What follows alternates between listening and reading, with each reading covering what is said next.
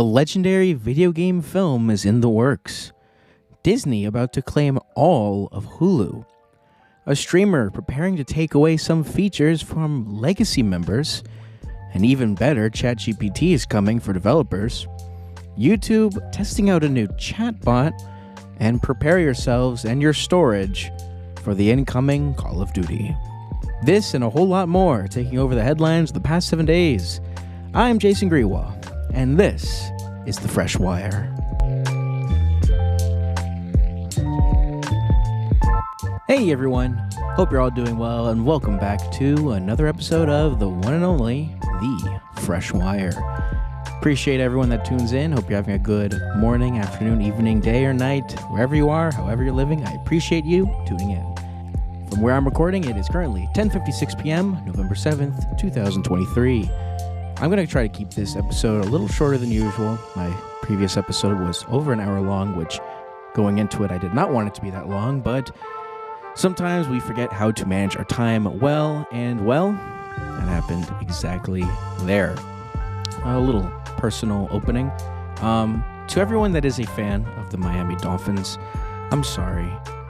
I watched that game live, and it was an emotional roller coaster. I say that every week.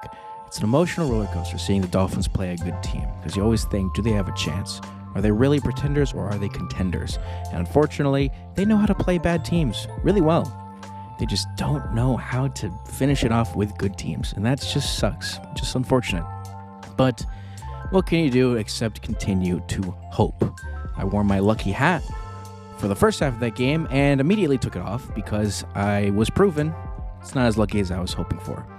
So that's unfortunate, but we always have to keep moving forward. And as they're in their bye week, well, I guess I'll be watching a lot of the Miami Heat and Florida Panthers. Hopes to have some fun with that.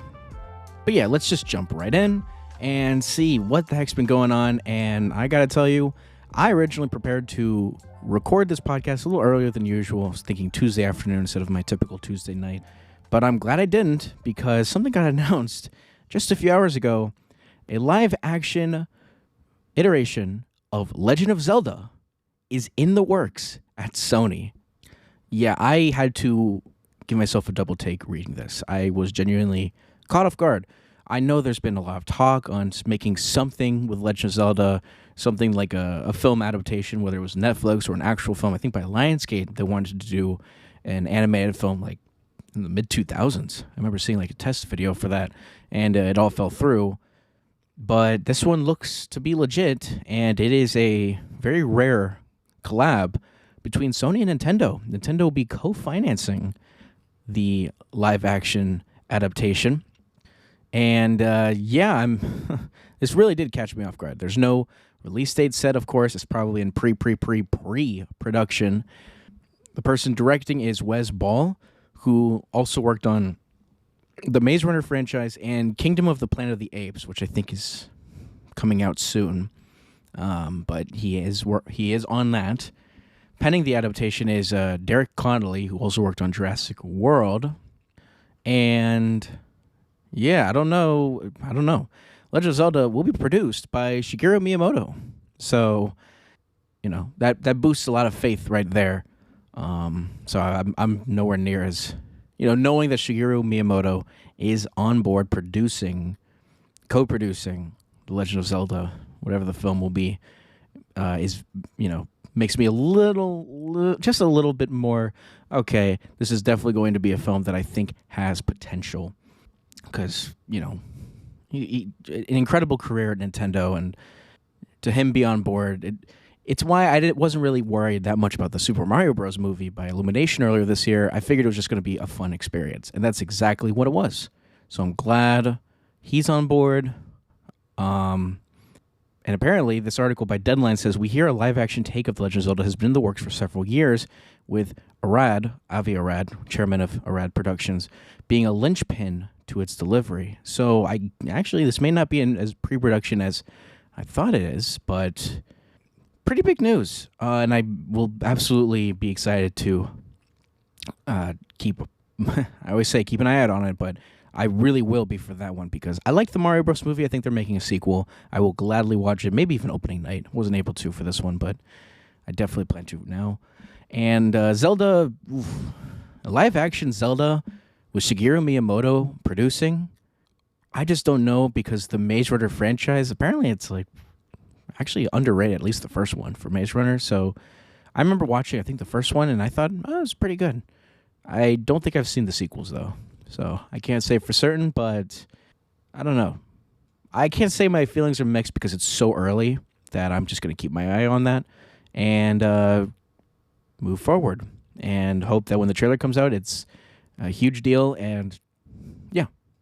So while we're on the topic of entertainment, of course, every week I got to mention it. The union strike. SAG-AFTRA and studios, earlier today, they've been negotiating every now and then, but it seems like, according to this article by Deadline, they have achieved some big breakthrough, and that the negotiators for SAG-AFTRA and the studios were set to meet earlier today now, what could possibly be the final phase to sealing a new deal and ending the currently 117-day Actors Guild strike. Wow. Don't know what the record is for longest one, but I can imagine they're probably getting close. Keeping in mind, they are continuing to picket. They're still in the strike, but it seems like they will continue to negotiate. SAG-AFTRA delivered a response yesterday on the 6th to the AMPTP's, quote, last, best, and final offer late last week. And the parties got together for a Zoom meeting Tuesday. And it seems like something with AI, the AI language of what they're negotiating on, was a bit of a stickler situation that seems like they are finally getting through. An insider said, quote, it's all down to Duncan and Carol and smoothing out AI language.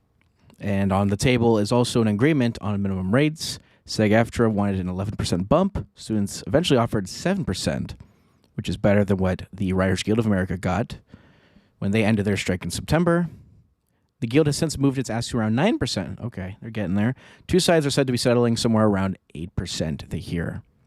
So, pretty big news. Could be that finally I will have a podcast episode where I don't talk about a union strike. That is looking like a possibility, maybe even by the end of the year. I was really hoping by the end of the year. Maybe even by the end of the month. No idea, but I am glad that things are finally going to look like we're reaching the end of the tunnel. I hope the union can unify on getting what they want. And it looks like they may have to compromise a little, but being able to compromise a little rather than a lot is, I guess, better. But hopefully, maybe by next week, I will talk about the union strike ending. Or maybe something else will happen and it's just going to be a calamity. But we'll see. What we'll also see is as we enter the technology section, technology is a bit vague. It could also talk about streamers and what they're doing. And let me tell you, a lot has happened with streamers. And I'm going to kick it off here. Netflix recently had their Geeked Week, unveiling some cool new animated and live action projects. And they also recently had Stranger Things Day, which I'm a massive Stranger Things fan. I genuinely cannot wait for Season 5. They unveiled a few things, including the first 2 lines of the script. I won't say it here. It might be a tiny bit of a spoiler, but as a big Stranger Things fan, it immediately hyped me up. I wish they had more to show, but because of the strike, they haven't really been working on anything. They only, in September, came back to working on the script again. So, yeah, not a whole lot there, but, Stranger Things Day, I guess it could have been worse. They could have showed nothing from the script. But Netflix is trying to be a little nicer with their movement for their plans. Recently, they increased the prices for all their plans, the premium one getting to an astonishing $22.99, but they have one with ads. And a few days ago, they announced that they will soon start cutting down on commercials if you're watching a lot of episodes in a row. Starting at the beginning of next year, a streamer will toss in an ad-free episode after you've watched 3 in a row. So you watch 3 episodes of a show, whatever shows are left that are good, and the 4th one will not have ads. That's cool. So yeah, I mean, if you're watching ads, show, it'll be a bit more wanting that you will stick with watching the shows that you're on. If the fourth one has no ads, you can just get right through it. And then, fifth episode, ads again. So they also recently said, Netflix, that its ad-supported plan has attracted 15 million monthly active users in the year following its launch. This is compared to when they said 5 million back in May, so it is boosting forward. Now, this is keeping in mind that the plan with ads was recently introduced, and at $6.99, it is not that expensive, but keep in mind, it has ads. Not many like ads. I don't like ads. I really don't. But sometimes, I guess if you really want that content and you want it legally, well, either pay up or stick with ads. Just unfortunate reality we live in. And another strange reality we live in is that Microsoft, with its big push for AI, has made it over to Microsoft Office. Kind of. Microsoft 365 Copilot has launched for businesses and enterprise customers willing to pay the $30 per month per user premium. So it's now available for certain enterprise customers. It does mean that while it's $30 a month premium per user, enterprise customers will have to commit to at least 300 users to get access to this new AI-powered assistant. So that would be $9,000 a month. So not very likely that you should go forward with this, but it does show that it is getting closer to maybe availability for everyone.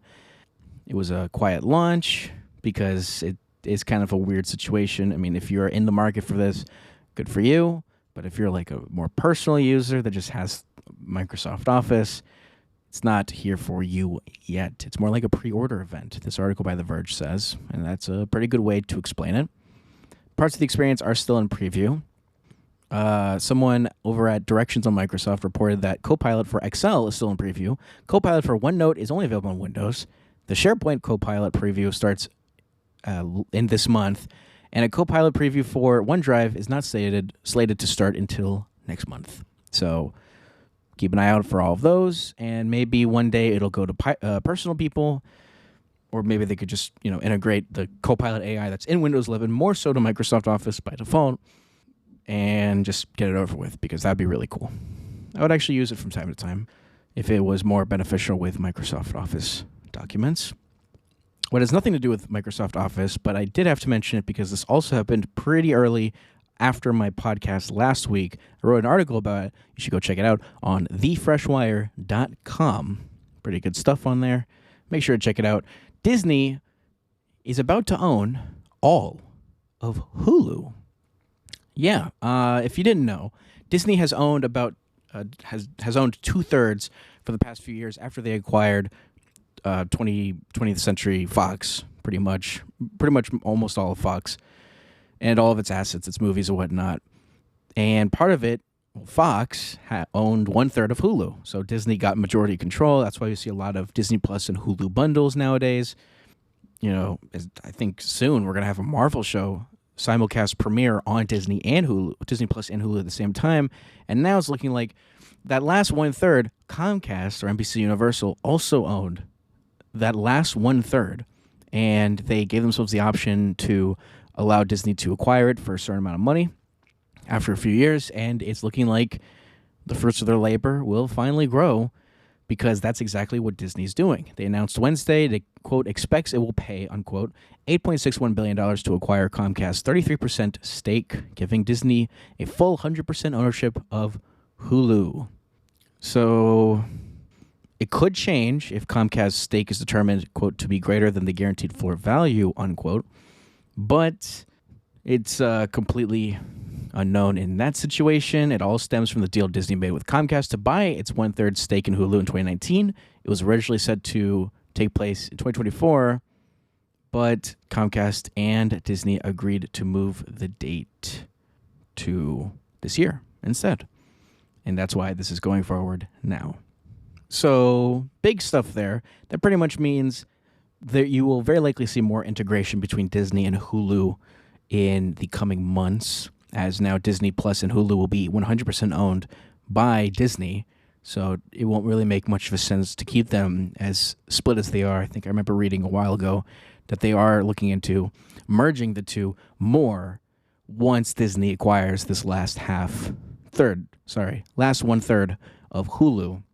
So good stuff. Don't know what's going to happen with all the content that is Comcast or NBC Universal that is on Hulu as of now. A lot of Fox content has already been on Hulu, so I don't see that changing. But Hulu has always been regarded as the place to get more mature content under Disney's umbrella, while Disney Plus was almost entirely family-friendly content. I mean, recently they started adding R-rated stuff like Deadpool and Logan, and I think an upcoming Marvel show, Echo, I think is TVMA, and of course future Marvel films are going to be R-rated, Blade, Deadpool 3, so it was inevitable, but yeah, don't know. I wonder how things will be. They recently had a price hike for the services, so yeah, we'll probably see more integration. And on the topic of streamers, people that are subscribed to Max, that were subscribed to HBO Max, including myself, are about to get screwed over in a little bit of a way. But of course, this was something that was also announced a while back. If you are on a legacy ad-free plan, you are, in the coming weeks, about to lose 4K and some other features as well. When HBO Max renamed itself to Max, they changed up their plan structure a little bit. Previously, I think it was $15.99 and for the best plan that they had. I think they had the ad one, the ad-free one, and then when they changed to Max, they split the ad-free one into two. Now, the one at $15.99, rather than being 4K streaming and whatnot, is now 1080p streaming.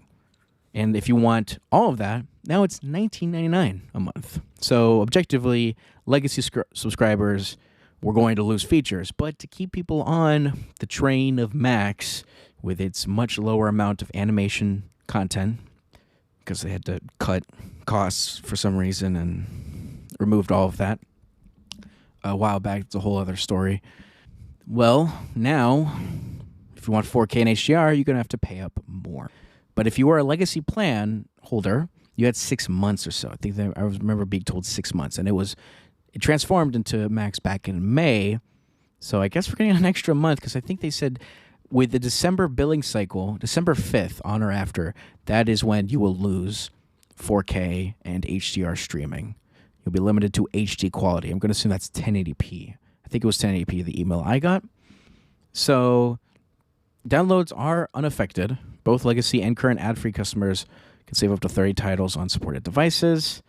But I think there's another restriction that you can only stream on up to 2 devices at once instead of 3. It was 3, but it's going to go down to 2. I think I remember reading that in my email. And of course, recently, if you don't know, as a Max subscriber, they recently added sports, which they say is going to be a $10 add-on. But for current subscribers, it's free until the end of February, where it'll cost $9.99. Don't really need it. I already have TV service, but that's a cool ad. But, probably going to cancel it in the coming weeks, because take away 4K streaming is just unbearable. I have a little pet peeve on wanting perfection in picture quality, for better or worse. So if I know I can watch it in 4K, but I'm stuck with 1080p, it's like, well, that's going to convince me to,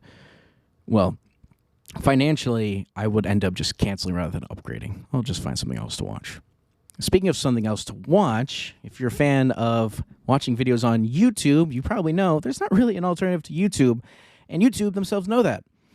And that's why when they're cracking down, people follow. Recently, YouTube has been pushing forward on stopping ad blockers from running on their site, and it looks like it's kind of been working. Earlier this week, YouTube confirmed the global effort to crack down on ad blockers. I think I mentioned this in my podcast last episode. If you want to check it out, go ahead. You can. A new report from Wired suggests that the crackdown is causing users to uninstall and install ad blockers at a record pace as they search for one that actually works. So here's a direct quote from the article.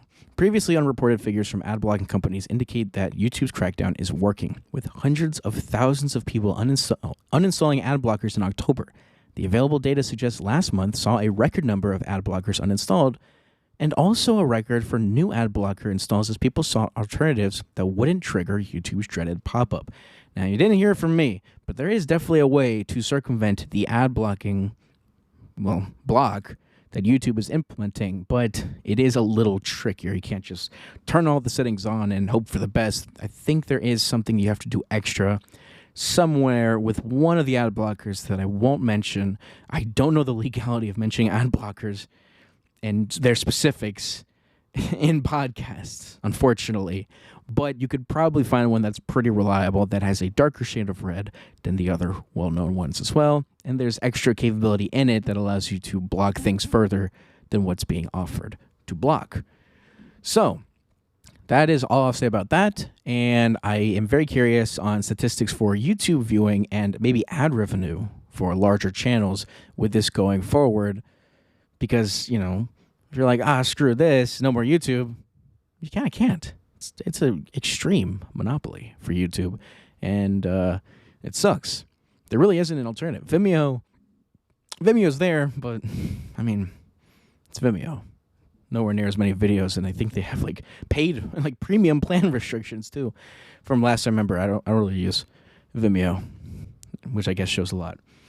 What I also don't use, because it costs moolah, is ChatGPT 4, because it's part of premium plan, ChatGPT Plus or something that you can access ChatGPT 4. Bing is right there, though. But OpenAI did make some announcements. I think they recently had a press conference or some event that announced a lot of new things. And one thing they announced is actually pretty nice for developers. They're introducing GPT-4 Turbo. Currently in preview, it will be 3 times cheaper for developers to utilize. It's currently available as an API preview and was trained with information dating back to April this year, rather than how ChatGPT 4 has been, where it's only had data from up to September 2021. So a lot more data is now accessible, including data that existed after ChatGPT 3 release at the end of 2022. OpenAI plans to release a production-ready model, a turbo model, in the next few weeks. No exact date was given. GPT-4 Turbo will also, quote, see more data with a 128K context window. OpenAI says this is equivalent of more than 300 pages of text in a single prompt. That's incredible. So previously, OpenAI released 2 versions of GPT-4, one with a context window of 8K, another at 32K. So 128K, I mean, bigger number, better person. That's 4 times the amount. So I can imagine that's going to be great for people to utilize. OpenAI also says it'll be cheaper to run for developers. The input will only cost a penny per 1,000 tokens, which is the basic unit of text or code for large language models to read. This is compared to 3 cents for the original GPT-4 version. Output will be 3 pennies per 1,000 tokens. So, yeah, not if you're integrating this at a whole enterprise level, it'll add up, but it's hard to compare, admittedly, ChatGPT 4 to anything else because of how advanced it is, and the fact that Bing's chat is just right there, utilizing the latest of all of this for free. It's just you have to use it through Microsoft. But it's also a bit more impressive, but I won't get into that. The improvements to GPT-4 Turbo, the company says, means users can ask the model to perform complex tasks in one prompt. People can even tell GPT-4 Turbo to specifically use the coding language of their choice for results, like code in XML or JSON. Good stuff. And OpenAI announced it will follow in the footsteps of Microsoft and Google and provide copyright indemnity to enterprise users through a program called Copyright Shield. Here's what they said in the statement. We will now step in and defend our customers and pay the costs incurred if you face legal claims around copyright infringement. It will cover generally available features of ChatGPT Enterprise and the developer platform by OpenAI. Good stuff. So ChatGPT continues to improve wildly, and again, it does not seem like the crazy train of AI will continue to slow down. Rather, I don't see it picking up rapidly or exponentially, but I think it will continue to improve at a consistent rate. Its explosion late last year, early this year, I don't think we'll see anytime soon, but until there's legislation that limits this sort of stuff, I don't see this slowing down. I'll just say that. I don't see it slowing down. Now here's a little bit of sports information. I don't normally cover sports, but as I did talk about the Miami Dolphins, I figured I would talk a little bit about this. So there has been a bit of a fiasco with Bally Sports and their regional sports networks, RSNs. They have sort of a chokehold on a lot of markets where if you want to watch your local home team, in my case, like the Miami Heat, the Florida Panthers, Miami Marlins, they all play on a Bally Sports network. And to get Bally Sports, you either have to hope that it's part of your TV package, or if you can buy it through that, or you pay for all three of those teams $40 or so, $30, $40 a month. So, of course, sometimes they mess up. They have the Bally Sports Plus app, and it's been crashing a bit. And also the company that owns all of these RSNs, Diamond Sports, has been through a bit of a bankruptcy situation. And just recently, yesterday, they reached a one-season deal, Diamond Sports Group, with the NBA, guaranteeing that the RSNs will continue to carry NBA games through the end of this season. So the season for NBA just started a few days ago or so, and they are now confirming all NBA games will continue to be on Bally Sports if they already were. Court still needs to okay the deal before it can move forward. And from this article by sportsbusinessjournal.com, they say the NBA likes this deal as it gives the league more flexibility as Diamond tries to navigate its way through bankruptcy. And as for the National Hockey League, Florida Panthers and whatnot, they're believed to be weeks away from cutting a similar deal, according to the court filings. Diamond sources say they were happy with the deal, which they painted as a necessary step as the company tries to emerge from bankruptcy.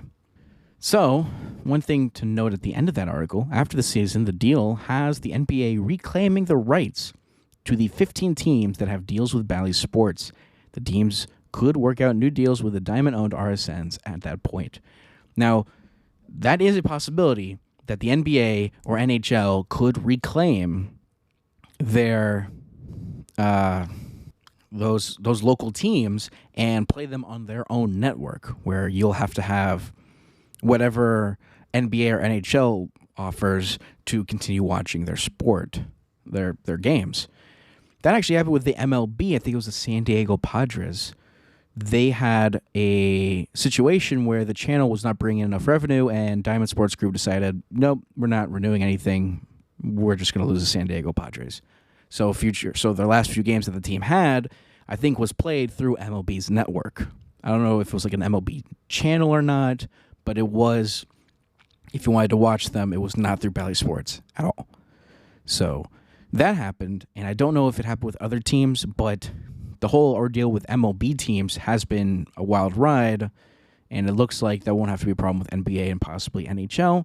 But it does say that if nothing gets worked out after the season, the NBA would reclaim the rights to those teams, including the Miami Heat.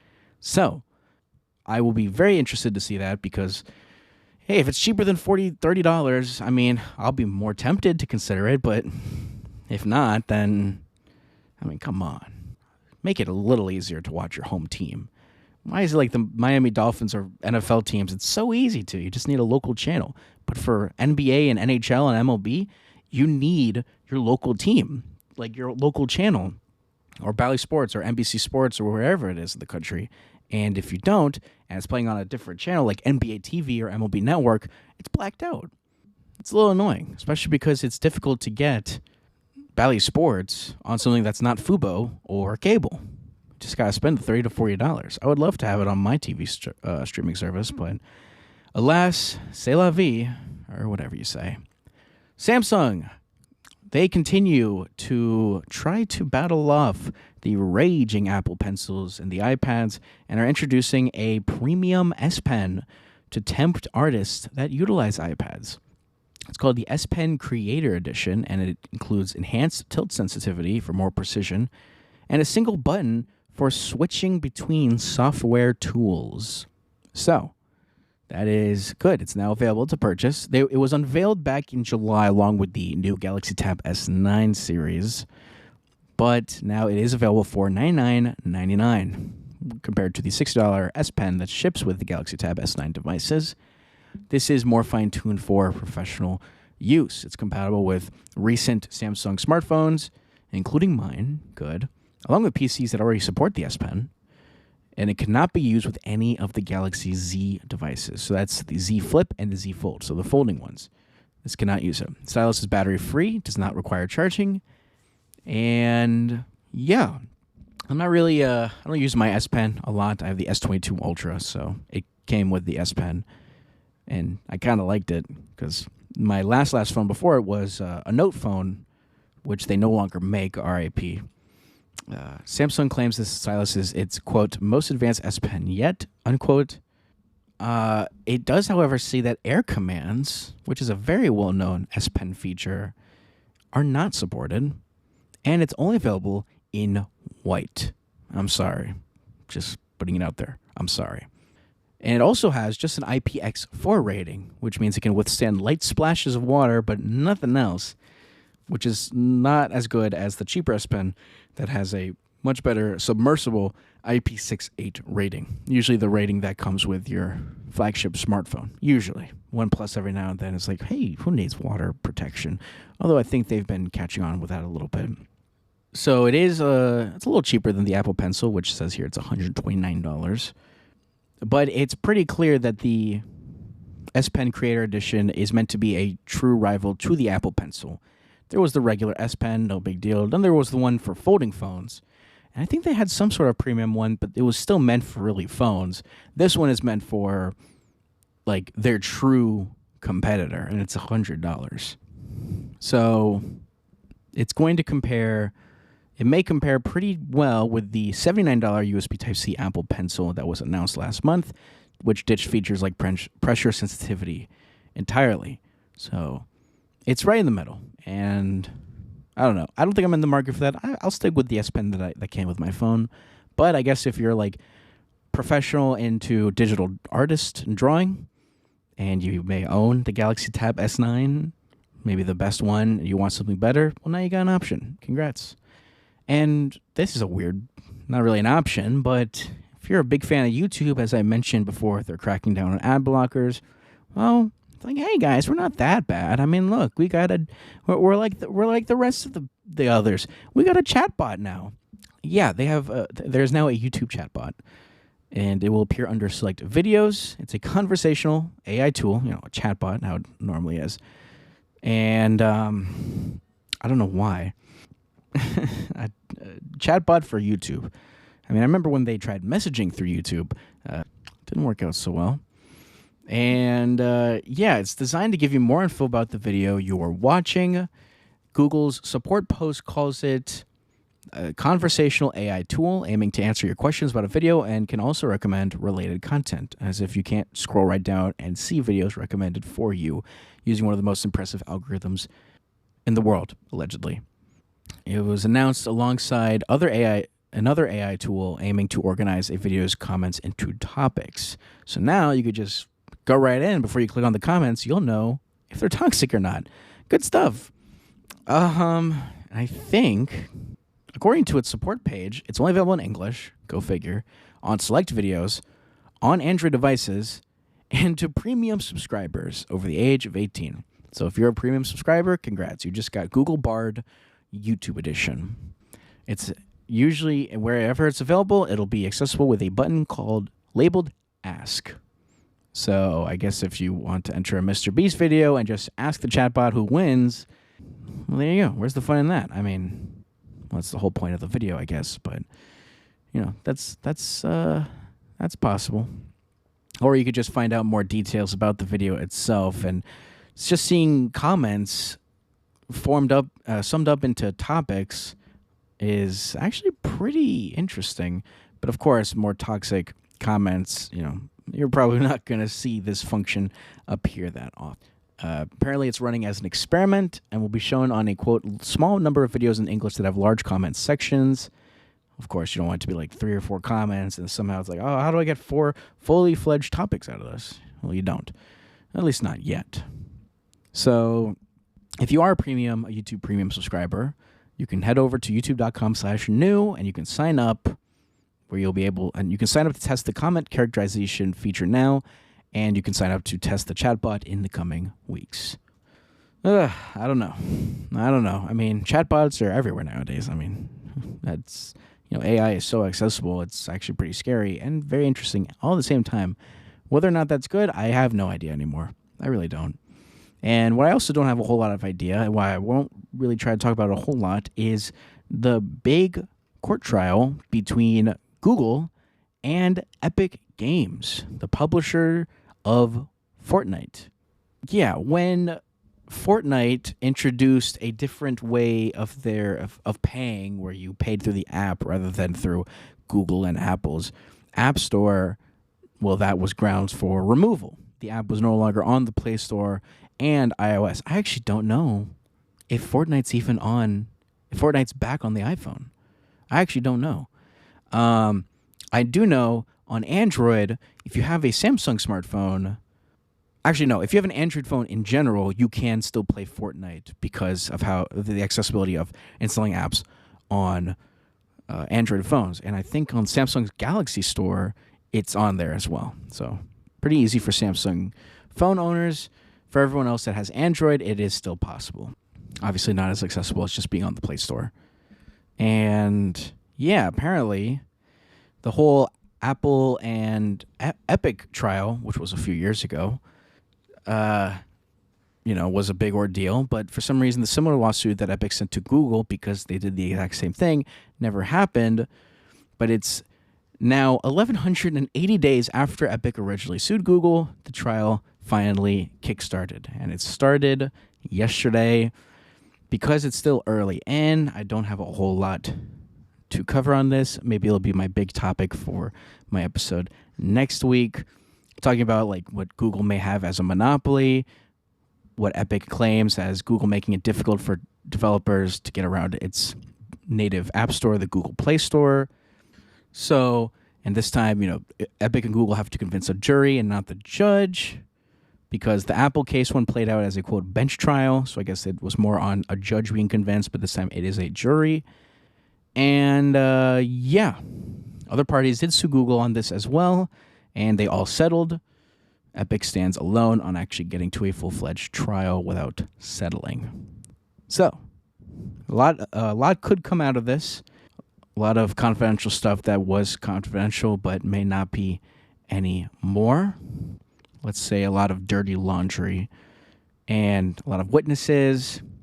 And what could be, the judge told jurors they're looking at roughly 5 weeks of trial starting, yesterday, and extending through early December.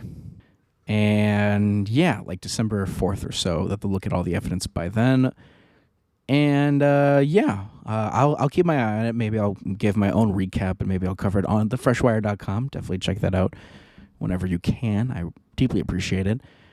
And very curious. I will stick with this because this could be a big deal. The whole Apple one ended in a pretty weird way. Like both sides kind of lost in a way. And this one could end up being that case, but I genuinely have no idea. Because this whole legality and court trials, it's always interesting to see, like the Johnny Depp and Amber Heard one, for example, was just everywhere. You could not get your eyes off it. And for the more technologically savvy people like me, I guess this is going to be sticking around in my newsfeed a lot in the coming days and weeks. So I'm probably going to have no choice but to talk about it in the future. What I'll also talk about now, I'm not a huge fan of Call of Duty. I think in the end of the day, I prefer Battlefield, but I'm okay with both. I've played both before, more so Battlefield, but I feel like the community there is just a little bit less toxic. But Call of Duty, they have recently said, as their game is just a few days away from launch, prepare your storage and prepare yourselves. It's going to be one heck of a download if you're just starting fresh. It could take up over 200 gigabytes of space. So if that's a little confusing, let's say you have a 1 terabyte storage or whatever in your computer or laptop, 1 terabyte formatted down, could be around 900, maybe low 900 gigabytes or so. 200 gigabytes, that could be close to a quarter. Keeping in mind you have an OS installed, whether it's Windows, Linux, or /Ubuntu, or Mac OS. 200 gigabytes is a lot. There really is no way around it. The game releasing in 3 days as of the 7th, so by the time you listen to this, it'll be 2 or less. Activision preemptively provided more details on how big the game will be. And keep in mind, it wasn't that long ago that I think Call of Duty was talking about how much they were optimizing the game. And it seems like their efforts are fruitless as texture detail continues to improve. And I think Activision or Call of Duty, which, by the way, now owned by Microsoft. This will not be on Game Pass, though. Keep that in mind. They, I don't know, this game's looking pretty huge. Reported by IGN, players with early access to the game's single-player campaign found that the total file size for Call of Duty at installation, which includes the Modern Warfare 2 campaign, all of Warzone, and Call of Duty HQ, which I think is the central app to access all of these Call of Duty games. I think that alone is like 50 or 60 gigabytes. On PlayStation 5, this all came in at a whopping 234.9 gigabytes. Wow. And that's actually worse for PlayStation 5. Unless you get the new one that actually has a terabyte, but that's pre-formatting. I think the launch ones, including mine, had 825 gigabytes, but then it's formatted down. It's closer to like the mid 600s. So when it's 234.9, that is literally a third or so, if not a little more than a third, of the storage on the PlayStation 5. Luckily, I have added more storage to my PS5 since, so it's not the end of the world for me if I go forward with buying this, which I don't plan to. But it just shows that there is a big problem going on with Call of Duty, and I hope they continue to optimize the game further, because I don't even know if that includes the multiplayer. The campaign has been accessible for people that pre-ordered, but not the multiplayer. I can imagine the multiplayer is coming up very soon, if not November 10th directly. Also, if you're on PC, where it's a little easier to organize storage, it's 122 gigabytes. I don't know if it's because you don't need Call of Duty HQ, but there is that. They say Activision posted on X/Twitter, the huge file size is, quote, due to the increased amount of content available day one, which they indicate is map files for Warzone and the new open world zombies mode, and that the final installation size will be smaller than the combined previous experiences, and that more information will be shared, quote, in the coming days. So, yeah, this content does not include unreleased content, which includes the multiplayer and zombies game modes, so it could be worse. Yeah, the central hub, Call of Duty HQ, is roughly 50 gigabytes or so. So it's not Modern Warfare 3 taking up all the 200 gigabytes, but it's not great. It's not great. People that are fans of Call of Duty, wow, you must play Call of Duty and maybe not a whole lot of other games unless you have a lot of storage, which is possible, but I genuinely have no idea. I don't play the game that much, and I prefer Battlefield, but I don't really play shooter games in general. I love Apex Legends, though. Absolutely love that game. I will continue to like it for the foreseeable future. Not Overwatch 2, though. Not as much. Although I hear BlizzCon actually recently happened, and this is a short little thing, but BlizzCon is a usually yearly event that fans can go to and learn a whole lot more about what Activision Blizzard is doing with their Blizzard games. And this is the first one that comes off the heels of Microsoft acquiring the company. And I wasn't a whole lot into the other topics. I know they unveiled a lot for World of Warcraft. I think they unveiled something for Diablo 4, but they did unveil something for Overwatch 2. Brand new characters. They unveiled one that actually got leaked by Nintendo. Thanks, Nintendo. There you go. The one Nintendo reference besides the Zelda film.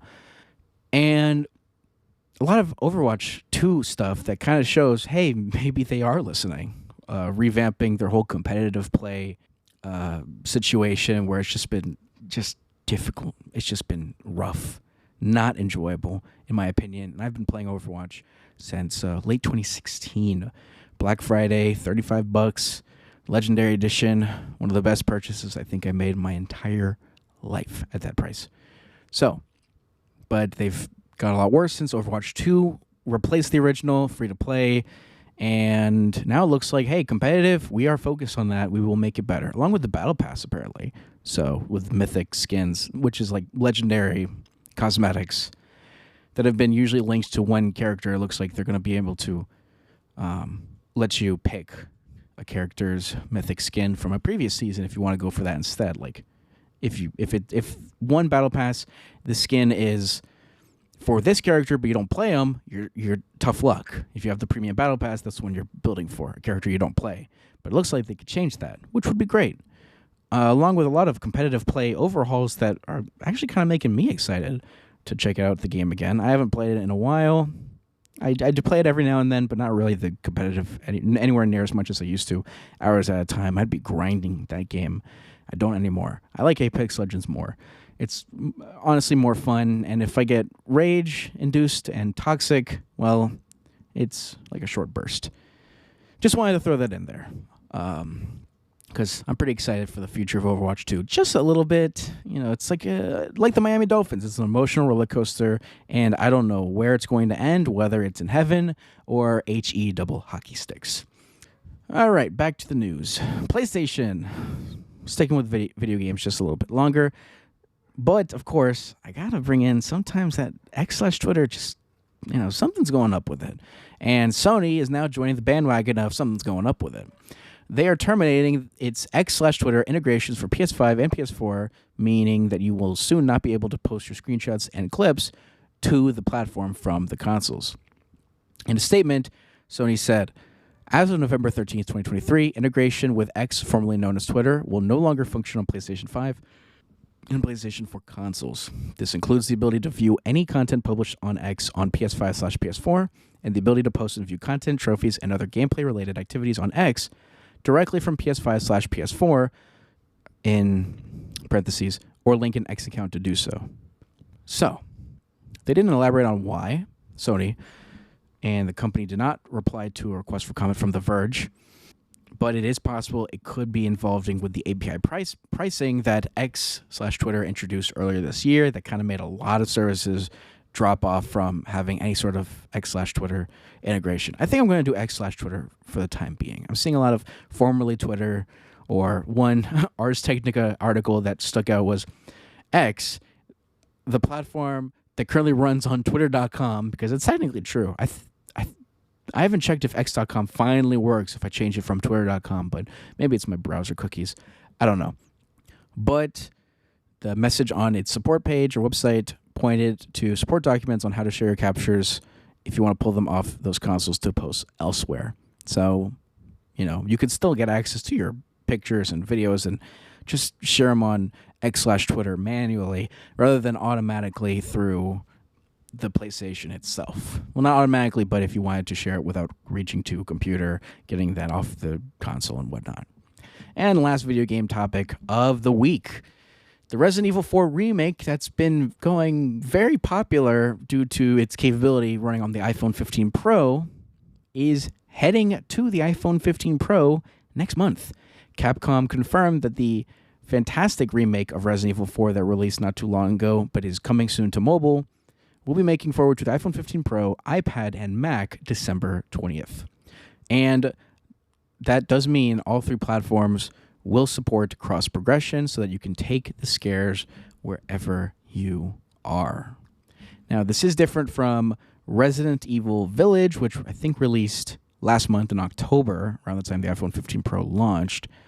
This is Resident Evil 4, which, will probably excite a similar amount of people, but it's, pretty good stuff. I haven't played the two yet. I'm not a huge fan of horror games or scary games like that, but I heard they are fantastic games. And to be able to play them natively, locally, offline, the one and only, without having to play it over remotely, over the cloud, but natively on your phone is incredible. Genuinely. That really does excite me for what the future holds. And as for the future, we reached the end. It's time for futurology. I'm going to keep it short. I found an article that was posted a few days ago on Vice, and it is a bit of a unknown if it will move forward or not, but it does look promising. Apparently, scientists are researching a device that can induce lucid dreams on demand. The startup behind Halo is aiming for a future where a wearable headband can give people the experience of awakening in a lucid dream. I don't know how. I really don't know how. It's tentatively titled, it's slated for a 2025 release, and there's been expressed optimism about broader scientific research suggesting lucid dreams can reduce PTSD-related nightmares, promote mindfulness, and open new windows into the mysterious nature of consciousness. And it will explore one of central technologies behind the vision known as transcranial focus ultrasound, the non-invasive non-invasive technique uses low-intensity ultrasound pulses to probe the brain, interact with neural activity with a depth and precision that cannot be achieved with previous methods. Yeah, and then there's a study here that looks to specify things a bit further. It's not known yet if this new method can induce or stabilize lucid dreams, which does make it a bit of an interesting situation to go all in on this when it has not been proven yet. Its wearable headband prototype, the Halo, was developed with the company Card79 and can currently read EEG data of users. Over the next year, Prophetic aims to use the dataset from their partnership with the Donders Institute to train machine learning models that will stimulate targeted neural activity in users with ultrasound transducers as a means of inducing lucid dreams.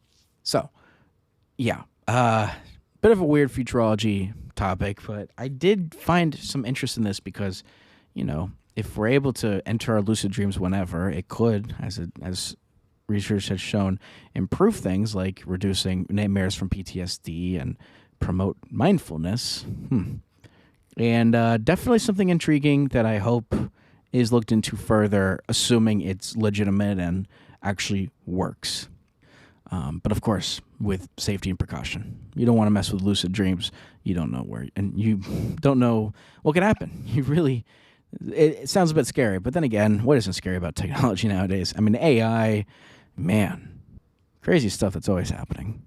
Hopefully I get a more intriguing futurology topic for next week that has more backing behind it.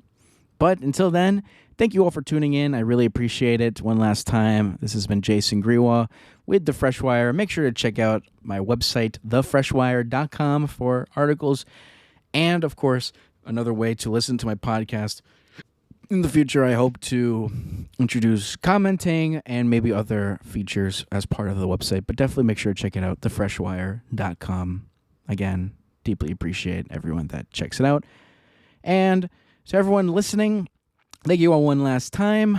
It is an honor every Tuesday night for me to record this and actually have people listen in and tune in. So thank you from the bottom of my heart. I really appreciate it. Fantastic, I think, episode 14, and I plan to make many more in the future. But until then, thank you all for listening and tuning in. It has been a blast, and I will catch you all in the next episode every Tuesday night. Until then, take care of yourselves and have a darn good one. Peace.